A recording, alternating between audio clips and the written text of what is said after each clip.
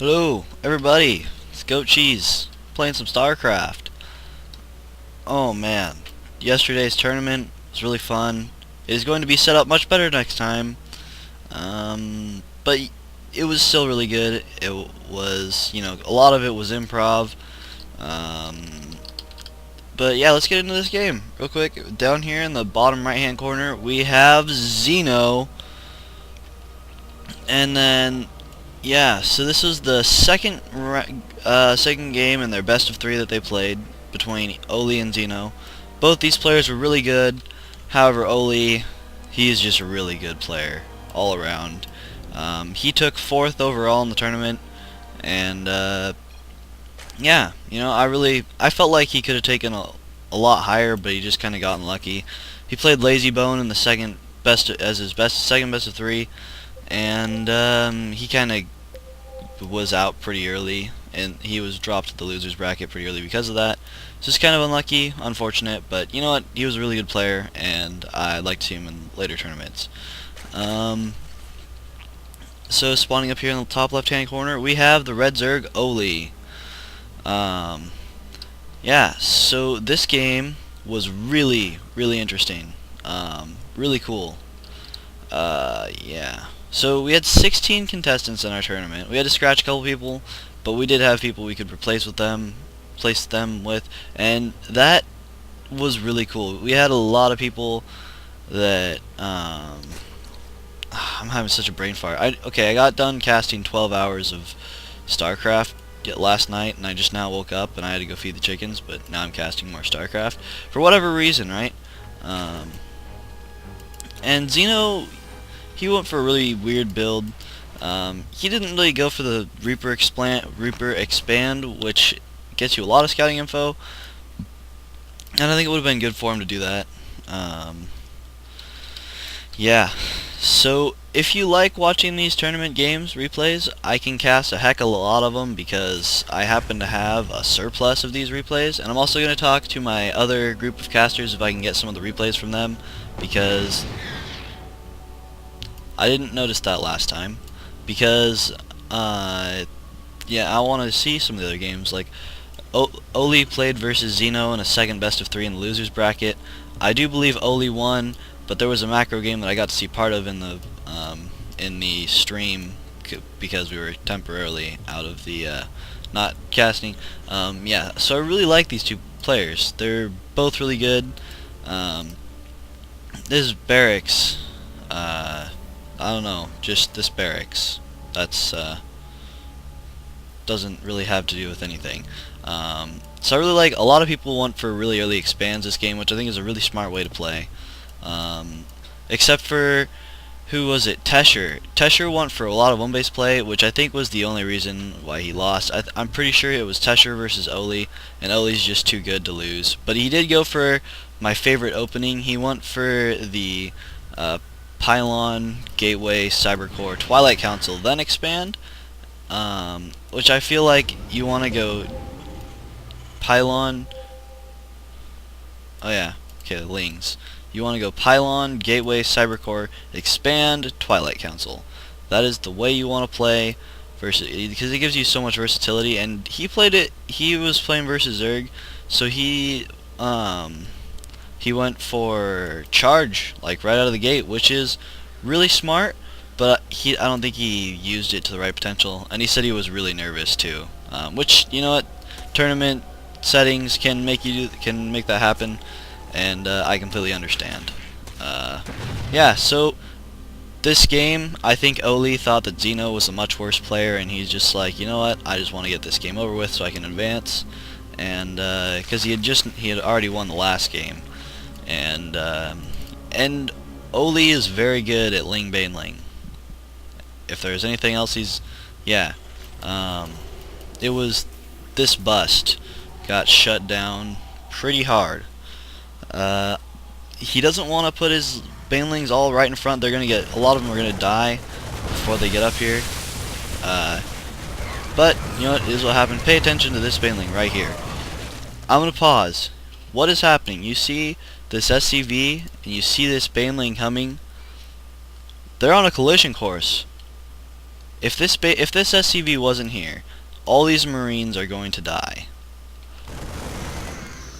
Did you know that an SCV can tank a Baneling? I learned that in this tournament. It's one of those what the boop boop times. Alright, so continue on.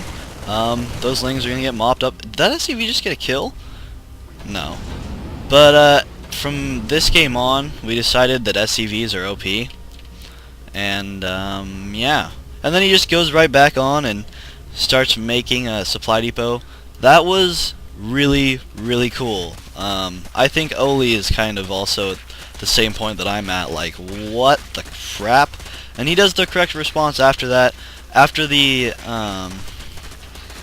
rush, he just goes to take a third because he knows he has to, because that put him way behind. And I think the only reason why he was so far behind as well is because he was supply blocked, and 36 to 45 supply, 9 supply ahead at the 8-minute mark. That's kind of a big deal. I think he just got these Marines looking here in case Lings want to come and run up. Overlords in good positions. I think he wanted to turn this into an Overseer and go and scout the base. Going for a 3 racks play, getting some Widow Mines. Oh hey, whoa, 3rd base here. Is he gonna go for a 4th base? He was starting to go for a 3rd base there, and then he decided 3rd base there. 6 Banelings, right? 1 Ling. I think he's gonna go scout. This 1 Ling. Just his biggest issue in this tournament overall was his saturation. He didn't saturate his minerals very well at all, and he even has this gas that's not being saturated. And I think if he would learn to saturate everything, I think like he would go and he'd turn his drones into buildings and stuff, and then he would forget to remake the drones. But you know, it is what it is. And he still played really well considering his economy sucked. So we're just starting to stockpile a bunch of units. Marauders, Marines, Widow Mines, Medevacs,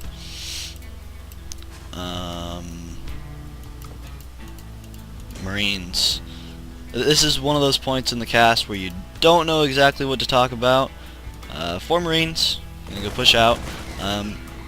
One thing about Xeno is he really likes to build his structures not in the safety of his own base, but I've seen him a couple times just end up building like 4 barracks right here, which is weird. But when you go for a 4th base, I can see how that stops a lot of lane counterattacks, and it also is you don't have to deal with waiting for your units to get all the way from the inside of your base to the other side of the field. But here we have drop coming in, and this is going to do damage. Oli is at 60 supply to 110. We already know who's won this game, but for lulz, we're gonna stay in the game and we're gonna watch, because this was a really good game between 2 really good players. And this is spotted, and he does just unload right there. He wanted to burrow the Widow Mines, but I don't think he thought he had enough time, and he probably didn't. If he burrows this now, oh, that one got burrowed.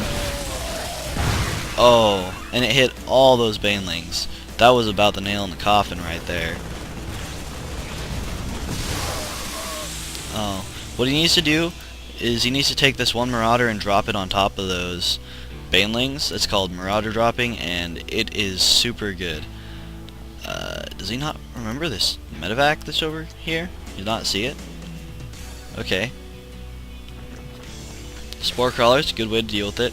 I'm not sure what series it was, but I believe it was Oli. It could have been another player. Maybe it was my mistake. Is he just going to go back on home? Yeah. I think that was Widow Mine. Could have been something else. Where they would put down a Spore Crawler and a Spine Crawler, and the Spine Crawler would kill off the medevac pretty fast, and then the Spine Crawler would, or the Spore Crawler killed medevac, Spine Crawler would kill the rest of the units, And this is a big bio ball with marines and 9 mines. 9 mines. Where's the scan? Oh well. That is a lot of widow mines, and Oli has great response to this. He just goes and he says, that's a lot of mines. I'm gonna go back up in my base and wait for you. I have centrifugal hooks that are almost here, which if you got, and Xeno's gonna do a lot of baiting right here. He's just gonna wait for oh the banelings. Oh, those widow mines I think sealed the deal right there. Those splits are good. He wants to stem the marauders and run them forward, but that's a lot more micro intensive. And he doesn't really need to do it, but that was a really good game, really good play by really good players. I'd just like to say thanks to all the players as well, and I will see you all next time.